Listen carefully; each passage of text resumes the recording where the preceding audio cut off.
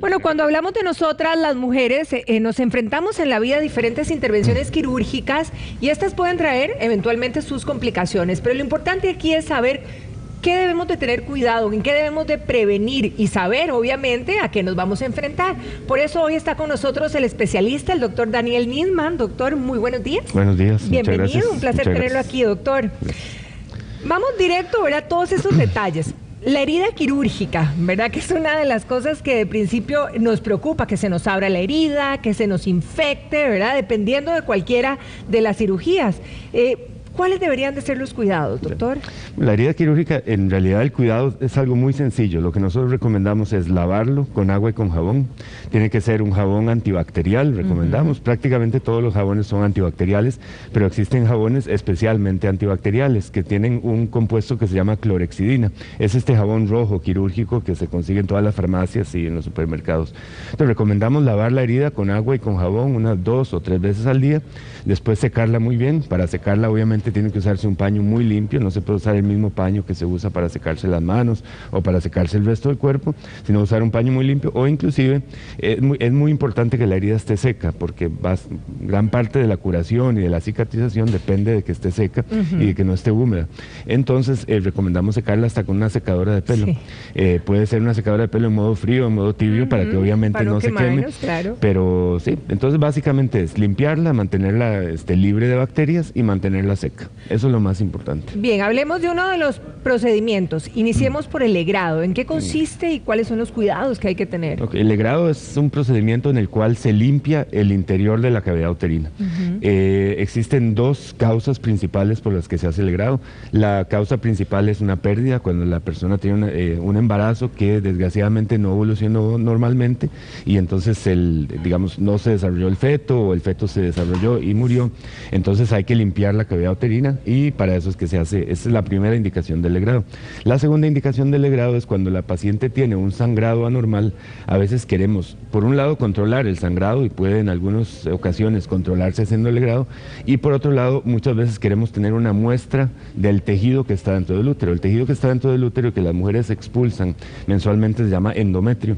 Y ese endometrio puede tener diferentes alteraciones. Cuando queremos saber qué es lo que está pasando, hacemos un legrado. En el legrado traemos un poquito de tejido endometrial, lo mandamos a estudiar a patología y entonces ahí sabemos si hay una hiperplasia, si hay un cáncer, si hay algún problema específico en el endometrio. O sea que también puede funcionar como diagnóstico. Es diagnóstico cirugía. Y es terapia. Exacto. Sí. Doctor, en este caso, ¿cuáles serían los cuidados, digamos, poslegrado, verdad? Los cuidados necesarios y qué puede alarmarnos a nosotras en una eventualidad. El legrado, usted sabe que el legrado se hace a través de los orificios naturales del cuerpo, a través de la vagina y a través del cuello. Se abre el cuello, se dilata para poder hacer el legrado, de manera que no hay herida quirúrgica, y eso lo hace la recuperación del legrado muchísimo mejor que la recuperación de una herida quirúrgica. Los cuidados son básicamente mantener igual la zona limpia, digamos, la vagina, hablábamos en otras ocasiones que tiene sus mecanismos de limpieza y depuración propios, de manera que no hay que limpiar nada más. Mientras la paciente tiene sangrado, es mejor que no tenga relaciones sexuales. Eso es importante, no deben de tener relaciones sexuales. Básicamente mientras haya sangrado. Una vez que ya no hay sangrado, ese es como el punto de... Tener sangrado es natural, después del legrado siempre va a sangrar. ¿Cómo por cuánto tiempo, doctor? Al principio es como una menstruación por unos días y después va bajando y bajando. Generalmente es una semana, 10 días lo que la paciente va a tener de sangrado.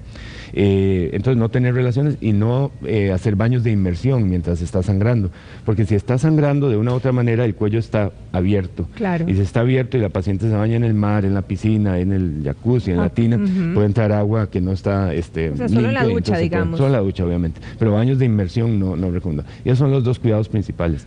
Los signos de alarma para el legrado es que el sangrado no merme. Si el sangrado en vez de ir disminuyendo va aumentando y aumentando, hay que consultar. Y el otro signo de alerta es que el sangrado huela feo o que la paciente tenga fiebre, porque el legrado, como todos los procedimientos quirúrgicos, puede infectarse. Usted sabe que la vagina es una zona que está sumamente colonizada de bacterias y estamos entrando a través de la vagina a una zona que es completamente estéril, como es el interior del útero. Sí, claro. Entonces podemos llevar las bacterias que están en la vagina dentro del útero. Entonces entonces eso puede terminar en una infección. Aproximadamente, doctor, ¿cuánto tiempo es la recuperación? Es decir, después de 30 días ya, o cuántos días aproximadamente, Sí, claro, dependiendo de cada caso. Que cada caso es diferente, pero verá que al día siguiente las pacientes de grado están muy bien y a la semana generalmente están como si nada. ¿Y para volver a la actividad sexual? Cuando deje de sangrar, generalmente es como una semana, 10 días. Bueno, es bastante rápido. Sí. Ahora, en el caso, por ejemplo, una de las preguntas que surge con respecto al legrado, ¿verdad? Es, ¿será que me puedo volver a embarazar después de un legrado? Sí, obviamente el legrado tiene complicaciones como todo procedimiento quirúrgico, son pocas, pero puede tener complicaciones que podrían terminar en un problema para quedar embarazada, pero la mayoría de las personas que son sometidas al legrado pueden embarazarse después. No existe un consenso de cuánto tiempo tiene que esperar entre el legrado y el momento de empezar a buscar un embarazo, pero en general son 3 meses. Desde el momento en que se hace el legrado hasta el momento que le permitimos a la mujer buscar un embarazo pasan 3 meses. En esos 3 meses debe planificar con pastillas, con inyección, con preservativo, con lo que sea, y no embarazarse. Después de los 3 meses sí, ya se puede. Doctor, las preguntas empiezan, ¿verdad?, a surgir en nuestros televidentes, en nuestras amigas, y una de ellas es precisamente que le hicieron un legrado a una de ellas y le rasgaron el útero. ¿Esto por qué puede pasar? El legrado es un procedimiento que se hace a ciegas. Digamos, yo estoy con la paciente, yo dilato el cuello y empiezo a introducir unas legras, se llama, que son como unas cucharas largas, para empezar a limpiar el útero. Y es un procedimiento en el cual yo no estoy viendo lo que estoy haciendo, es un procedimiento que se hace completamente al tacto, digamos, yo siento a dónde estoy llegando con los instrumentos y hasta dónde tengo que llegar. Y obviamente como procedimiento a ciegas que es, podría tener complicaciones en las cuales yo voy introduciendo la legra, llego a la pared del útero y podría seguir y perforarlo. Probablemente lo que le pasó a esa paciente es que le perforaron el útero. La perforación uterina durante un legrado es mucho más frecuente de lo que creemos. Lo que pasa es que la mayoría de las pacientes no se complican y evolucionan completamente normal. Pero según los estudios se estima que hasta 1 de cada 100 legrados tiene una perforación. Depende también digamos, del cirujano, de la experiencia que tenga el cirujano. Claro. Pero más o menos es eso, 1 en 100. Ahora, ese 1 en 100, ¿qué complicación le puede traer? La mayoría no pasa nada, la mayoría, el 90% o más de los legrados que son perforados no les pasa absolutamente nada. Algunos, si se perfora el útero y justo se tiene la mala suerte que donde se perfora el útero hay un vaso sanguíneo, podría empezar a sangrar. Un sangrado. Y en ese caso sí hay que operar a la paciente, hay que hacer ya sea una hemorragia interna, hay que hacer una laparoscopía en la cual entramos por el ombligo con una cámara para ver qué es lo que está pasando, o una laparotomía en la cual se abre todo el abdomen para ir a ver qué es lo que está pasando, se limpia la sangre y se sutura el punto donde ocurrió la perforación. Otra de las dudas también, doctor, de nuestras amigas es, ¿causa dolor un legrado? Es decir, posteriormente... El legrado duele. Sí. Después inmediatamente en el primer día, 2 días, lo que sienten son como lo que llaman dolor de ovarios. Sí. Que el dolor de ovarios en general son dolores de contracciones uterinas. Entonces el legrado duele porque generalmente después lo que hay son pequeñas contracciones uterinas y la mujer tiene un dolor tipo cólico, pasadas, dolor de ovarios que se puede tratar con cualquiera de los analgésicos. Sin embargo, el dolor del legrado es muchísimo menor que el dolor de una cirugía en la cual se abrió el abdomen, digamos. O sea, en una cesárea. Una cesárea, todo eso, porque no estamos abriendo. Ahora, como no hay herida, ¿se vale fajar? Porque también esa es la consulta. Sí, se puede fajar. ¿Se puede fajar para ayudarse uno? Fajarse es una cuestión porque es muy psicológico ahí, porque no hay herida. Sí, en general, desde el punto de vista médico, no necesitamos que la paciente se faje, pero tampoco es malo. Entonces, si a ella la hace sentirse bien, feliz, tranquila. Los cirujanos plásticos a veces sí tienen algunas cirugías en las que es importante que se faje, pero a nivel ginecológico el fajarse es una cuestión muy personal y no hay que hacerlo. Otra de las cosas que uno también le surge la duda es, si me hicieron un legrado, a uno le dicen, bueno, no se le ocurra levantar objetos, no se le ocurra hacer esfuerzos, Dios guarde levantar una olla, esto ¿también tiene relación o básicamente es pues cuidarse? O sea que hay muchísimo mito urbano, ¿verdad? Sí, respecto, por supuesto. Pero en el legrado justamente como no hubo incisión en la pared abdominal, la persona puede hacer prácticamente vida normal, puede levantar lo que quiera, cuando se sienta bien ya puede empezar a hacer ejercicios de todo tipo, menos natación obviamente mientras esté sangrando, pero la recuperación del legrado es muy buena, los cuidados son mínimos y no pasa nada si levantan cosas pesadas después del legrado. Sigamos con esos mitos urbanos, pero estos son como las recomendaciones de la abuela, ¿verdad? Donde nos dicen, bueno, tómese un chocolatito caliente con una yema de huevo, que esto, bueno, hace magia. Claro. Entonces, o sea, que el azúcar siempre hace sentir bien, el chocolate siempre hace sentir bien. Placebo, sí. Entonces, al final el paciente se va a sentir mejor, pero no hay un fundamento científico para eso. Es más, no deberíamos comer huevos crudos, ¿verdad? Porque los huevos crudos podrían transmitir enfermedades importantes. Entonces, yo sí desestimularía tomar la yema cruda, pero el chocolate con azúcar nos puede podría caer funcionar. bien. Sí. Muy bien. Ahora pasemos al capítulo de la salping, doctor. ¿Cuáles son los cuidados que debemos de tener frente a una cirugía como esta? Ok, la salping es la salpingectomía, que es cuando cortamos las trompas uterinas para que la paciente ya no tenga más embarazos. La salpingectomía puede hacerse de dos maneras principales. Puede hacerse por laparoscopía, que es ese procedimiento en el cual entramos con una cámara por el ombligo, introducimos una serie de pinzas por otros puntos en el abdomen y así es que ligamos y cortamos las trompas. O la otra manera en la que se puede hacer la salpingectomía es por laparotomía, es decir, abriendo todo el abdomen. La tradicional, la de toda la vida. Entonces, en la laparoscopía la recuperación es muchísimo mejor. Claro. Después de una semana la paciente está prácticamente bien, ya puede hacer prácticamente de Su todo, vida ejercicios y normal. demás. En la laparotomía, cuando se abre todo el abdomen, generalmente la recuperación es de 30 a 40 días para que la paciente pueda volver a su actividad normal. Y abdominales, para hacer abdominales después de una laparotomía, es decir, de abrir el abdomen, tienen que pasar 3 meses. Pues usted sabe que en el abdominal se está haciendo fuerza específica sobre los rectos abdominales y sobre el punto en el que se hizo la incisión. Entonces, con eso sí somos más conservadores. ¿En la Seguridad Social todavía se hace con la laparoscopía? Se hace de las dos maneras. De las dos maneras. Sí. ¿Y eso depende de? Depende de que esté disponible el equipo en el hospital que estamos hablando. Depende de si se está haciendo otra cirugía concomitante. Por ejemplo, puede ser que yo estoy haciendo una cesárea, entonces hice obviamente una laparotomía, abrí el abdomen completamente y aprovecho eso para hacer una salpingectomía.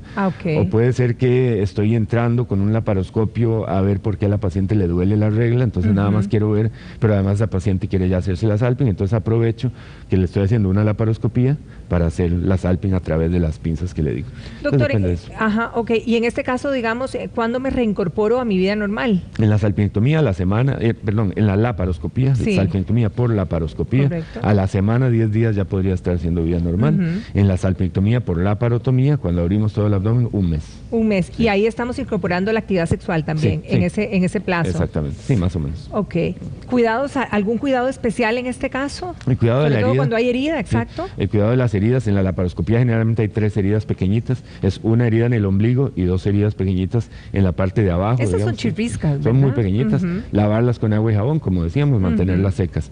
En la laparotomía la herida es muchísimo más grande, ¿verdad? Entonces igual hay que lavarla muy bien con agua y con jabón y hay que ponerle, generalmente recomendamos poner algún spray que tenga un cicatrizante y un antibiótico. Entonces hay sprays en el mercado que tienen Clovestol, que es un cicatrizante, y neomicina, que es un antibiótico. Hay gente que lo usa, hay gente que no lo usa, probablemente no sea tan necesario, pero no está de más, a mí me parece usarlo. Esos son los cuidados. Y en la laparotomía, cuando sí abrimos el abdomen para una cesárea, para una histerectomía, para lo que sea, pues sí, la primera semana la paciente está mucho más limitada, necesita ayuda para levantarse, le duele más, no puede levantar cosas pesadas. Ahí sí es obligatorio. Porque ahí abrimos todas las capas del abdomen, ¿verdad? La piel, la grasita, el músculo, la fascia, todo. Entonces, ¿esa en la salping? En la laparotomía, en la salpingectomía por laparotomía se abrieron todas las capas. Igual que cuando le hacen a uno una cesárea. Igual. ¿Cuántas capas es que nos abren, doctor? Son como 7 capas más o menos. O sea, cuando nos dicen de verdad que a pesar de que la herida está cicatrizando, también tiene que cicatrizar todo por dentro. Lo que se ve por fuera es lo menos, ¿verdad? La línea esa, pero por dentro hay una serie de capas y cada una tiene su tiempo de cicatrización y a cada una se le pone un hilo diferente y ese hilo tiene diferentes características de cuánto tiempo tarda en absorberse. Entonces, digamos que se hace de acuerdo a la calidad y a lo que dura el tejido en cicatrizar. Si ahondamos en la cesárea, entonces, ¿en cuánto tiempo verdaderamente uno se recupera de la cesárea? Para la cesárea generalmente son 30, 40 días para estar ya completamente como estaba antes de la cirugía, ¿verdad? Ahora, en la cesárea, yo creo que hay un asunto psicológico de fondo. Usted sabe que es una cirugía muy positiva. La paciente no la operaron para quitarle un tumor, sino que la operaron para un bebé. Y el bebé ejerce un efecto placebo impresionante. Entonces uno ve que en la cesárea, a pesar de que es una cirugía muy grande, al día siguiente muchas pacientes están como si nada, ¿verdad? Yo estaba en pie al día siguiente, claro, refajada, porque tenía pánico con la herida, ¿verdad? Y se usan muy buenos analgésicos hoy en día, digamos, muchas de las cesáreas hoy en día se hacen con anestesia espinal, que es que se pone una serie de medicamentos en el canal espinal para que la paciente esté despierta y pueda ver a su bebé y eso. Entonces se aprovecha ese abordaje y en el canal espinal se pone una serie de medicamentos que hacen que la paciente sienta casi como que no le hicieron nada, ¿verdad? De hecho, en las primeras 24, 48 horas muchas sienten que nada, y después de eso les empieza a doler un poco más, porque ya se va el efecto de los medicamentos que se pusieron ahí. Ahora, doctor, bueno, muchas mujeres están ya escribiendo y comentando, justamente muchas que no, que sí ha sido bastante molesto, Claro. que a algunas les ha dolido muchísimo la recuperación de la cesárea en esa primera etapa. Sí. Primero hay una respuesta muy personal, muy idiosincrática. Depende mucho, Sí, ¿verdad? hay gente que Cada se una. recupera muy bien y gente que le duele mucho, pero yo creo que tiene mucho que ver también el tipo de anestesia. Ok. La paciente a la cual se le aplicó una anestesia general, que se durmió completamente y no se le puso el bloqueo espinal, en esas personas es mucho más difícil manejar la analgesia, digamos el manejo del dolor, porque como le decía, en el canal espinal se pueden poner medicamentos que hacen la diferencia. Entonces probablemente las mujeres que no se les puso anestesia espinal, que se les puso anestesia general, les va a doler mucho más que las pacientes que no, que se les ¿A cuáles hizo. les va a doler más? A las que se durmieron todas. Ah, ok. Si le pusieron anestesia general y las durmieron No. todas, les va a doler mucho más que las que les pusieron ¿De una veras? espinal. ¿Y eso por qué, doctor? Porque a través del, digamos, se pone la aguja en la espalda, ¿verdad? Esa aguja llega hasta el canal espinal de la Sí, columna. sí. Ahí se ponen los medicamentos que hacen que se duerma toda la Sí, zona de donde aquí vamos a para trabajar. abajo, exacto. Pero se aprovecha y se ponen otros medicamentos que manejan el dolor. Y como ahí estamos llegando a los nervios mismos, se pone una dosis muy, muy, muy baja de medicamentos y el manejo del dolor es impresionante. Entonces, esas pacientes se recuperan muchísimo más fácil que las pacientes que se le ponen solo analgesia por vía oral o por vía endovenosa. Ok. Eso hace una gran diferencia. Después está la parte idiosincrática, cada uno tiene su manera Su de recuperación, recuperarse. y eso en cualquier cirugía, ¿verdad? Claro. Ahora, doctor, la herida, ¿verdad? Porque la herida nos preocupa muchísimo. ¿Cómo cuidarla, cómo limpiarla? ¿Y qué no te debe preocupar? Porque muchas veces se pone muy roja Claro. o hay pedacitos que sangran. ¿Cuándo Sí. debe uno decirle al doctor, uy, mi herida no está bien? Claro.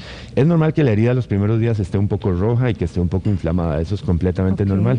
Y es normal las primeras 24, 48 horas que en el tape o el microporo que se pone, la gasa con la que se va la paciente a la casa, haya pequeños puntos de sangre seca, eso es normal.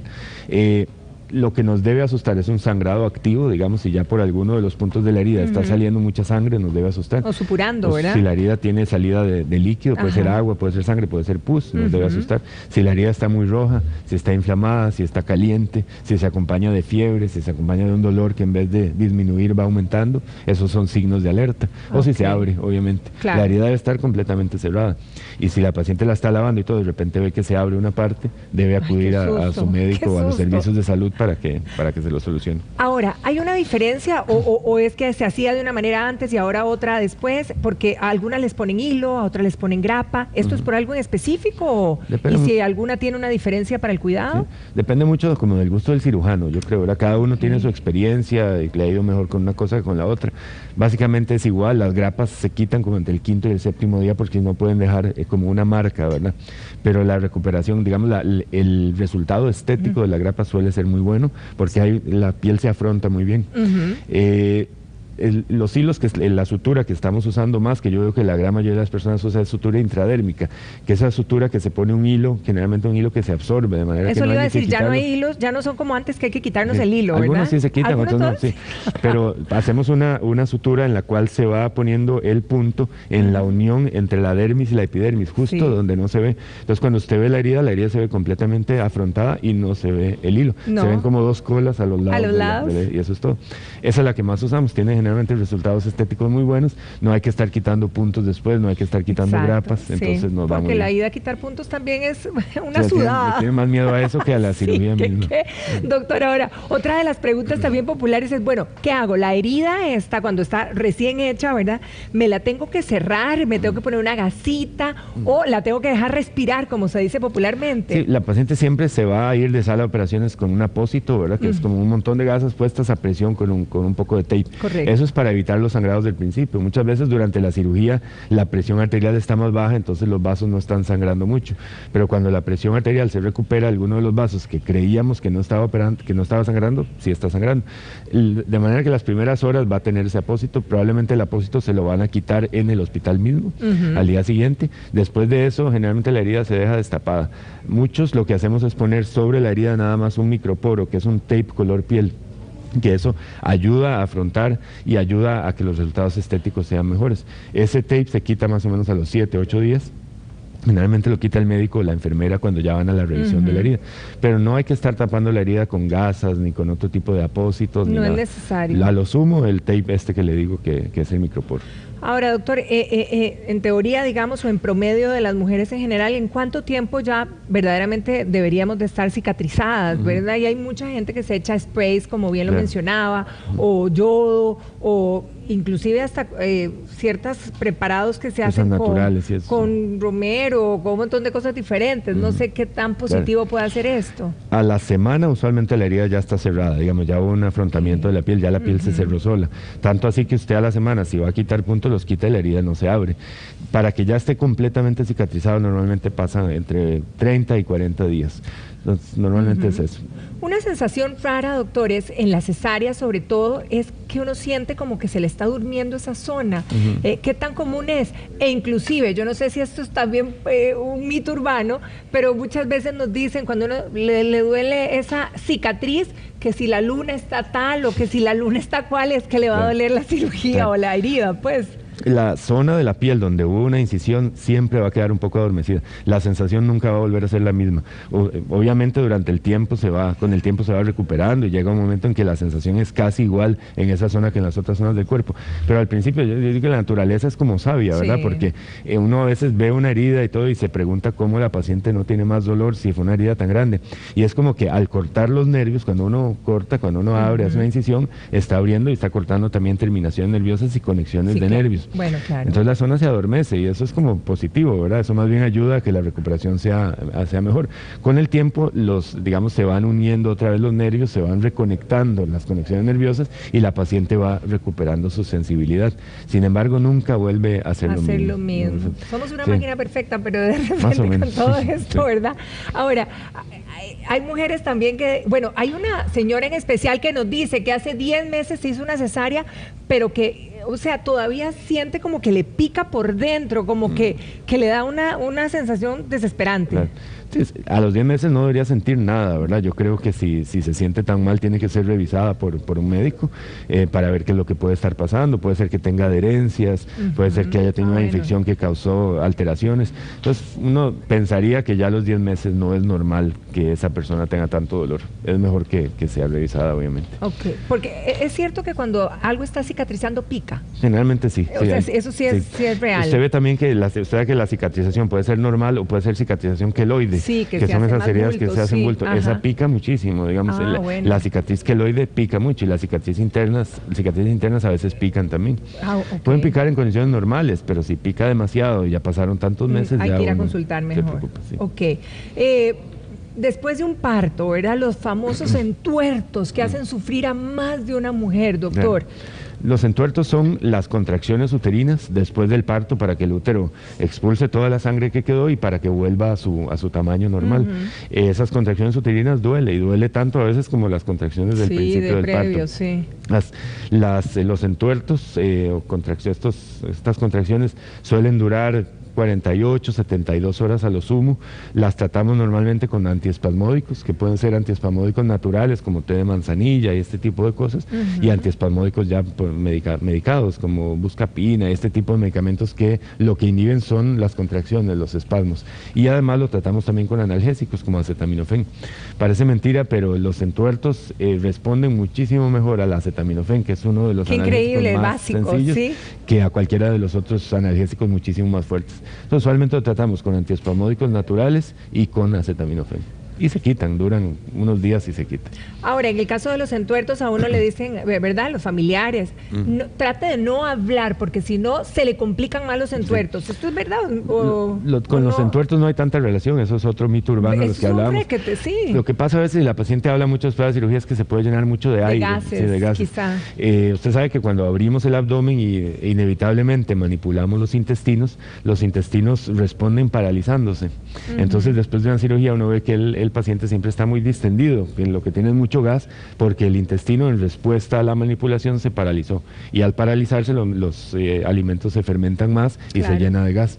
Entonces le recomendamos, lo de hablar, que podríamos discutirlo, pero también la deambulación temprana es muy importante, que la paciente empiece a caminar lo antes posible. Pues la manera en que empieza a caminar mejora muchísimo esta distensión, el intestino se despierta antes y evitamos uno de los riesgos más importantes de las cirugías, que es la trombosis venosa profunda, que hablábamos al principio del programa sobre la trombosis venosa profunda y el tromboembolismo pulmonar con las pastillas anticonceptivas. Pues después de las cirugías también hay mucho riesgo de eso, de que se formen coágulos en las venas profundas de las piernas y esos coágulos pueden viajar al pulmón y eso es sumamente peligroso. La deambulación temprana baja muchísimo el riesgo de que todas estas cosas pasen. O sea, ponerse a andar lo más rápido posible. Claro. Ahora, doctora, hay otra amiga que también nos escribe y nos reporta que ella estuvo embarazada y perdió su bebé. Es lamentable y la verdad que, bueno, nos unimos a ella porque fue hace casi 29 días que perdió al bebé, lo lamentamos muchísimo, pero ella la pregunta que tiene es ¿en cuánto tiempo podría eventualmente ella volver a embarazarse? Depende de cuánto tenía de embarazo. Si era un embarazo muy temprano y la pérdida ocurrió en forma espontánea, es decir... Le hicieron una cesárea. Le hicieron cesárea. Si le hicieron cesárea es igual que cualquier cesárea, digamos. Que hubiera nacido el bebé. Claro. Ajá, pues se abrió el útero, se abrió la piel y todo. Entonces normalmente le llamamos a eso intervalo intergenésico, que es el tiempo que tiene que pasar entre una cesárea y otra cesárea, o entre un parto y una cesárea, o entre un parto y otro parto. Es de 2 años usualmente. 2 años. Sí, pero 2 años entre evento y evento. Es decir, que esta persona cuando ya cumpla más o menos 1 año del procedimiento de la cesárea, ya puede empezar a pedir, porque digamos que quede embarazada en 2-3 meses, ya más los 9 meses de embarazo, ya vamos a sumar los 2 años. Sí, claro, claro. Ok. Doctor, antes de pasar de capítulo, quisiera preguntarle con respecto al parto, si el parto es vaginal y hay un desgarro, ¿cuál debería ser el cuidado de esta persona? Eso es mucho más difícil cuidar un desgarro que una herida abdominal, porque la zona de la vagina está muy húmeda, tiene el sangrado, están cambiándose de toallas todo el tiempo. Básicamente es lo mismo, sí les recomendamos que se laven con algún jabón antibacterial, pero suave, porque si no se irrita mucho la zona. En esta zona recomendamos lavados un poco más frecuentes, tal vez hasta 3 veces al día, y es especialmente importante el secado. Entonces usted sabe, como clásicamente les dicen que pongan un bombillo. El bombillo ultravioleta, sí, yo me lo puse en uno de los embarazos. Y la secadora. O si no, la secadora, sí. Pero es muy difícil mantener esta zona seca, porque usted la seca de los 5 minutos ya salió la sangre y todo. Hay que mantenerla lo más seca posible y lo más limpia posible. En los desgarros y en los piquetes, en la episiotomía, hay un punto en el proceso de cicatrización en la que casi siempre parece como que se fuera a abrir, porque el tejido se dematiza y se separa un poco y después se cierra bien, ¿verdad? Entonces yo creo que es importante decirle a las pacientes, porque muchas se asustan, ¿verdad? Cuando lo ven. Claro. Y lo bueno que tiene es que el resultado estético, digamos, a término, después de que ya cicatriza, es muy bueno. En la vagina y en la vulva casi no quedan cicatrices si todo estuvo bien, ¿verdad? Entonces el proceso hasta llegar a eso es un poco duro, pero el resultado final suele ser muy bueno. Sí, porque que es molesto, doctor, claro, es bien a veces molesto. se tienen que sentar en cauchos, en las llantas, por supuesto. Eso, porque no soportan ni el apoyo de la zona. Y Dios guarde pensar en ir al baño, ¿verdad? Sí. No, pero bueno, todo pasa, y como usted decía, con una buena nueva, ¿verdad? Uno apechuga. Ahora, cambiemos de capítulo y nos vamos a la histerectomía abdominal.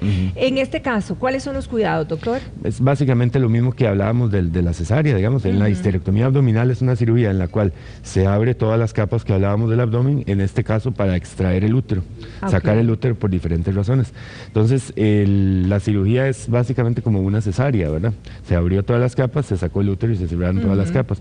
Básicamente les decimos que laven la herida con agua y con jabón unas 2 veces al día, después que la mantengan muy seca.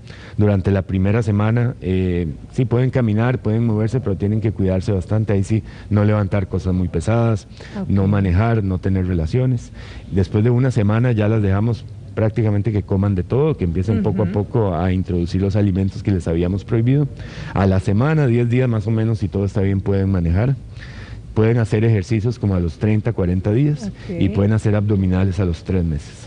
Ese es más o menos el proceso el protocolo. ¿Y relaciones íntimas? Como a los 40 días más o menos. O sea, cuando empezamos a hacer, las abdominales es a los 3 meses. Cuando podemos ir al gimnasio otra vez o empezar a darle duro. Y hay que empezar despacio en todo. De menos a más. Sí, de menos a más. Empezar muy, muy lento como al principio para que no tenga ningún dolor, ninguna complicación. Doctor, una duda. Uno empieza a cicatrizar porque cuando hablamos de la cesárea, ahora de la histerectomía, uno empieza a cicatrizar de adentro para afuera o cicatriza más rápido afuera y después adentro.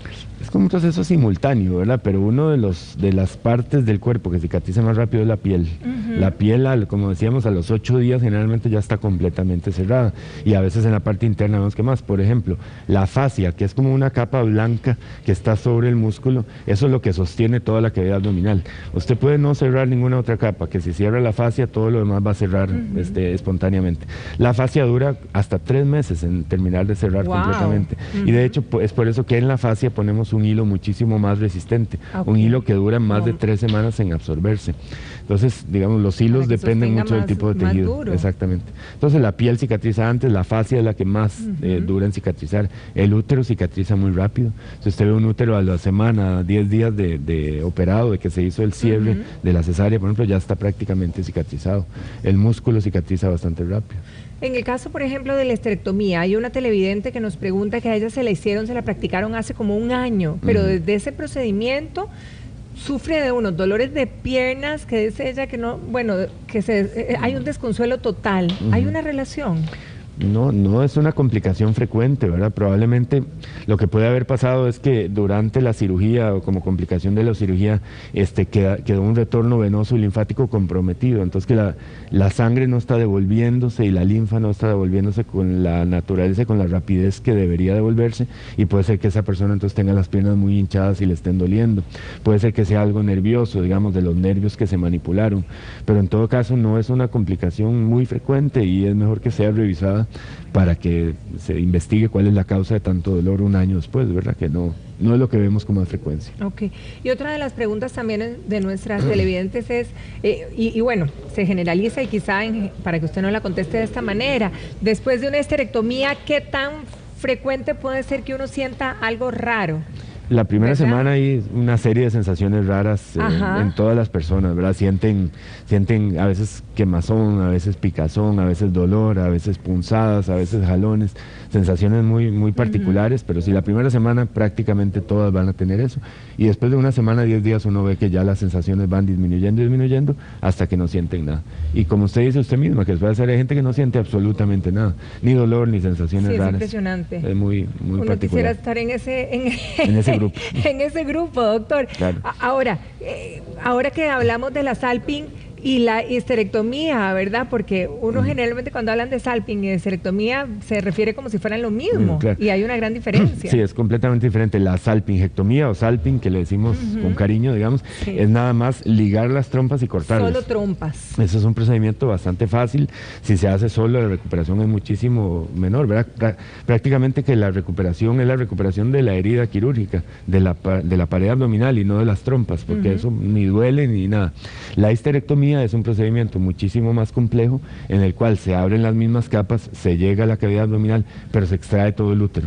Y se sabe que el útero está unido al cuerpo por diferentes estructuras. Entonces está unido por vasos sanguíneos, está unido por ligamentos, está unido por muchas cosas. Entonces en la histerectomía uno tiene que ir cortando y ligando las diferentes estructuras por las cuales el útero está unido al cuerpo. Entonces, primero que todo dura mucho más. Una histerectomía en general puede durar como 1 hora y por tanto la recuperación es muchísimo más lenta. Se tocaron mucho más estructuras, tienen que cicatrizar más estructuras y todo. Esa es la operación que popularmente dicen quitarme los menudos. Exactamente.